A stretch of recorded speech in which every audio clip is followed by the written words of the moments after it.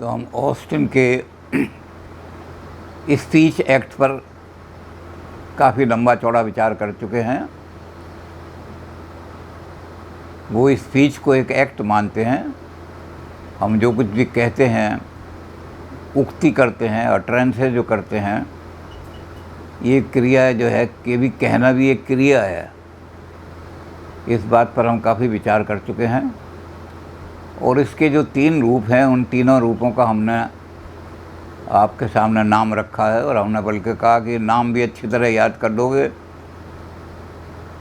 तो भी आपको, तो उसके 3 उन्होंने रूप बताए हैं, लोक्यूशनरी, इलोक्यूशनरी और प्रीक्यूशनरी। इसमें लोक्यूशनरी का हम काफ़ी लंबा चौड़ा चर्चा कर लिए, क्योंकि हमने ऑस्टिन ने कहा कि चाहे इलोक्यूशनरी हो और चाहे प्रीक्यूशनरी हो, लोकेशनरी तो सबका आधार है, बेसिक है। क्योंकि लोकेशनरी में हमारा जो है, इन्होंने कहा कि केंद्र बिंदु क्या होता है, अर्थ केंद्र बिंदु होता है। और आगे हम चाहें प्रभावी ढंग से भाषा कैसे बोलते हैं, क्या बोलते हैं, लेकिन अर्थ के बिना बेकार हो जाएगा। इसलिए हमने लोकेशनरी जो एक्ट है उस पर काफ़ी लंबा चौड़ा किया है कि उसके अंदर अर्थ भी होता है, उसके अंदर सेंस भी होता है, उसका केंद्र भी अर्थ है और उस अर्थ में ही उसका प्रयोग भी सम्मिलित हो जाता है, उस अर्थ का। और इसको आधार मान करके फिर हम आगे चलते हैं तो हमारे पास जो इलोक्यूशन आ जाता है, उस इलोक्यूशन को हम देखते हैं। इलोक्यूशन में, क्योंकि लोक्यूशन में अर्थ केंद्रित होता है, लोक्यूशन में संपादनता केंद्रित होती है।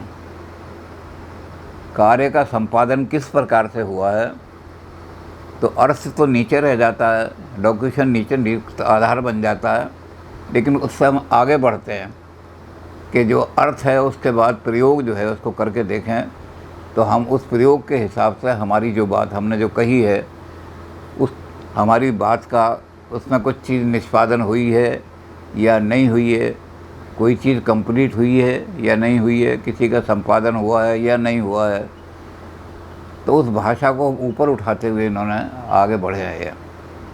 और इन्होंने कहा कि अब हमारा अर्थ जो है वो हमारे लिए अर्थ इतना यूज़फुल नहीं रहता जितनी उसकी निष्पादनता महत्वपूर्ण हो जाती है। तो उन्होंने निष्पादनता के बारे में बहुत एग्जाम्पल, असल में बात ये है कि ये जो हमारे ऑस्टिन हैं, ये चीज़ों को समझाने के लिए इतनी ज़्यादा एग्जाम्पल्स देते हैं कि बहुत लंबा चौड़ा काम हो जाता है। तो बड़ी एग्जाम्पलें इन्होंने दी हैं, लेकिन एग्जाम्पलें देने के बाद उन्होंने कहा कि जो इलोक्यूशन है, लोक्यूशन में तो सीधा अर्थ हो गया, लेकिन जो इलोक्यूशनरी हमारी वृत्ति है, जिसको हम कहते हैं वचन क्रम, तो वचन क्रम में हमें क्या करना पड़ता है कि हमें ये देखना पड़ता है कि क्या चीज़ निष्पादित हुई है और कैसे उसको कम्युनिकेट किया जा रहा है। तो इसलिए वचन क्रम की जो क्रिया होती है वो हायर क्रिया है। इस हायर क्रिया को कैसे परखें कि ये लोक्यूशनरी है या इलोक्यूशनरी है, तो उसके लिए उन्होंने 5 चीज़ें, 5 हमें मापदंड दिए हैं परखने के।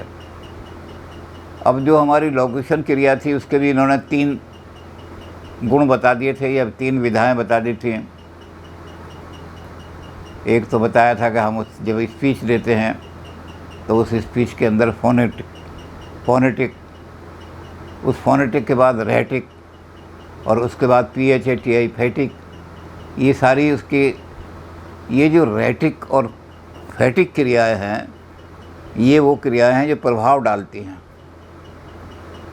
हमें देखना पड़ता है कि जो हमने बात कही उसका कुछ प्रभाव भी उत्पन्न हुआ या नहीं हुआ। इलोक्यूशन में हमें देखना पड़ता है कि एक तो जो हमने बात कम्युनिकेट की वो ठीक तरह से कम्युनिकेट हो गई या नहीं हुई, दूसरा हमें देखना पड़ता है कि उसका कुछ प्रभाव भी पड़ा या नहीं पड़ा। इसलिए उन्होंने इलोक्यूशनरी एक्ट को पहचानने के लिए कहा कि उसमें एक चीज़ ऐसी होनी चाहिए जिससे वो दूर से पता लग जाए। उसको कहा वो हमारी स्पीच एक्ट की शक्ति होती है। जो भी हम लोकेशन, जो भी हम इलोक्यूशनरी बोलते हैं, उसके अंदर एक स्पीच की शक्ति होती है, इलोक्यूशनरी फोर्स कहलाती है वो। अब ये इलोक्यूशनरी फोर्स है, ये अपने आप को 5 तरीके से एक्सप्रेस करती है। 5 तरीके, 5 इसकी विधाएँ हैं। वो 5 विधाएँ अगर मौजूद हों तो हम कहेंगे ये इलोक्यूशनरी फोर्स है, शक्ति कहलाती है। ये शब्द के अंदर बड़ी शक्ति होती है। इस पर लोग ये तो आज बात कर रहे हैं भाषा की, लेकिन हमारे यहाँ शब्द की शक्ति पर बहुत बड़ा ग्रंथ लिख दिया गया है। पतंजलि का महाभाष्य ही शब्द की शक्ति पर है। लेकिन और चीज़ें पतंजलि ने नहीं ली, इसलिए वो पतंजलि से मेल नहीं खाता। लेकिन शब्द की जो शक्ति है उसके बारे में बहुत कुछ लिखा है। तो इन्होंने भी उसके लिए कि हमारी जो शक्ति है, हमारी जो इलोक्यूशन में वो शक्ति दिखाई देनी चाहिए, वचन कर्म की शक्ति, इलोक्यूशनरी पावर। तो इलोक्यूशनरी पावर के इन्होंने 5 आयाम दिए हैं। वो 5 आयाम जो हैं उनको अच्छी तरह से एक्सप्लेन करने की आवश्यकता नहीं है, क्योंकि लंबा चौड़ा इतना, सिर्फ उनके नाम ही नाम याद रख लो, और नाम के साथ एक एक जो शक्ति है उसकी एक एक लाइन डेफिनेशन की याद कर लो। तो इतना ही इसके लिए काफ़ी है। इसलिए आप उनको देखो, वो शक्तियाँ जो हैं वो 5 प्रकार से अपने आप को कैसे, हमारी इलोक्यूशन की शक्ति 5 प्रकार से कैसे अपने आप को अभिव्यक्त करती है, 5 विधाओं में अभिव्यक्त करती है, और यही उसकी पहचान है। इन 5 से पहचाना जाता है। तो पहली विधा जो है वो है अधिनिर्णयात्मक। अंग्रेज़ी में इसको कहेंगे, अंग्रेज़ी में निर्णय को वर्डिक्ट कहते हैं, वर्डिक्टिविटीज़। अब इसको एक लाइन में ही आप एक्सप्लेन कर दें, ज़्यादा लंबा चौड़ा नहीं। हम जब कोई काम करते हैं या देखते हैं तो उसके बारे में कोई ना कोई निर्णय देते हैं, या उस निर्णय को हम जानते हैं कहीं से मिला हमें निर्णय। एक खेल हो रहा है क्रिकेट का या किसी चीज़ का, और वहाँ जो एम्पायर है उसने निर्णय दिया आउट। तो वो जो फील्ड है जहाँ खेल हो रहा है वहाँ वो निर्णय फाइनल है। जब वो अंपायर कह देता है आउट तो निकल गए। लेकिन जब बाहर आते हैं तो लोग उसके ऊपर निर्णय देते हैं कि अंपायर ने गलत निर्णय दिया था, आउट नहीं था ये आदमी, फिर भी इसको आउट डिक्लेयर कर दिया, इसमें ये कमी रहती। तो ये निर्णय देने की जो शक्ति है, ये पावर है हमारी, जिसको हम निर्णयात्मक कहते हैं। निर्णय से ऊपर वर्डिक्टिविटीज़, वर्डिक्ट से ऊपर चली जाती है। तो ये इसकी पहचान है। और हम इसको जब कहते हैं तो हम कहेंगे ये निर्णय नहीं है, अधिनिर्णय है।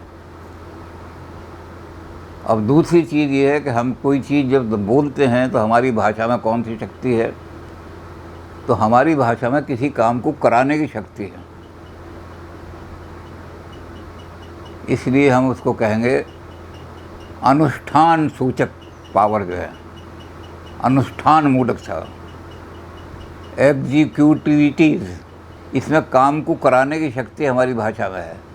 इसका उदाहरण ऐसा होता है जैसे हम किसी को आज्ञा दे रहे हैं, पानी लाओ, फायर करो, या उपदेश दे रहे हैं हम किसी को कि ऐसा करना चाहिए, सलाह दे रहे हैं किसी को। तो ये इसके अंदर एक ऐसी शक्ति आ जाती है जिसको हम कहते हैं कि एग्जीक्यूटिविटीज़ की शक्ति आ जाती है। फिर तीसरी जो इसकी पावर है वो है, अब जैसे मैंने कहा कि मैं एक एक लाइन में डिफ़ाइन कर रहा हूँ, आपको एग्जामिनेशन में इससे ज़्यादा लिखने की ज़रूरत नहीं है, क्योंकि इतना लंबा चौड़ा थोड़ा लिखो, तो 2 लाइन में लिख दो। अब इसके बाद तीसरी चीज़ आती है हमारी, उसको हम कहेंगे कमिसिव फोर्स। ये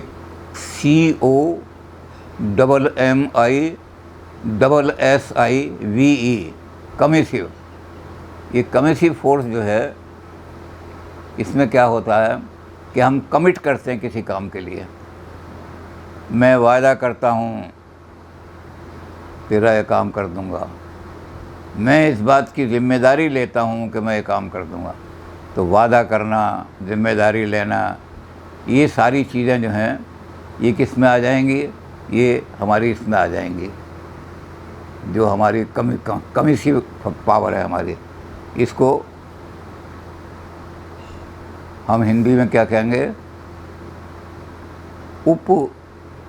उप प्रधान शक्ति कहेंगे हिंदी के अंदर, अंग्रेज़ी में कमिसिव कहेंगे। तो कमिसिव फोर्स जो है हमारी, वो हमें किसी चीज़ को कमिट करने के शब्द हमने बहुत सारे देखेंगे। ये सारे वर्ब हैं जो भी हैं, ये अंग्रेज़ी भाषा के वर्ब हैं, इनको देखना पड़ेगा। वर्ब को कौन से वर्ब ऐसे हैं जो कमिट, हम किसी चीज़ को कमिट कर रहे हैं तो कौन से वर्ब उसको सही तरह, ये इसीलिए कमिसिव फोर्स भी ये है कि सही वर्ब यूज़ करेंगे तो हमें, मैं वायदा करता हूँ, वायदा करना, वचन देना, ये शब्द जो हैं, ये क्रियाएं जो हैं, ये कमिसिव क्रियाएं हैं, इनको हमने कमिसिव कर दिया थी। हमारे पास चौथी क्रिया जो आती है वो आचार सूचक फोर्स शक्ति, इसको कहते हैं बिहेवियराइट्स। ये हमारे बिहेवियर को बारे में, BEHAVIRITIVES,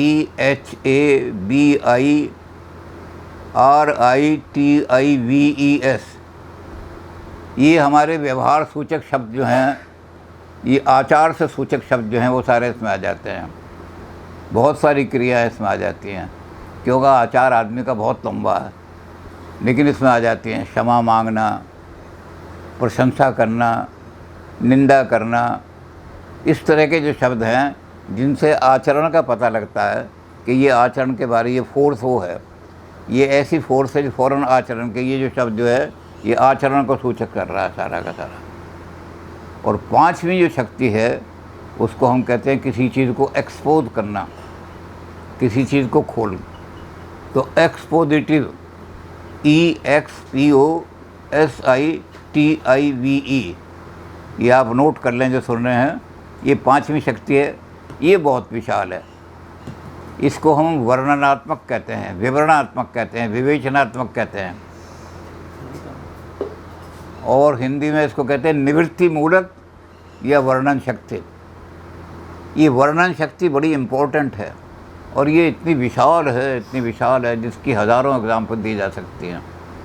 जब हम, बिल्ली पलंग पर बैठी है, मैं बताता हूँ कि कल बाज़ार गया था, ऐसे सैकड़ों बाज़ार जाना, बिल्ली का बैठना, ये जो क्रियाएं हैं सारी की सारी, ये इतनी क्रियाएं हैं, इतनी क्रियाएं, ये कहते हैं कि ये असंख्य है, इनको गिनना बड़ा मुश्किल हो जाता है।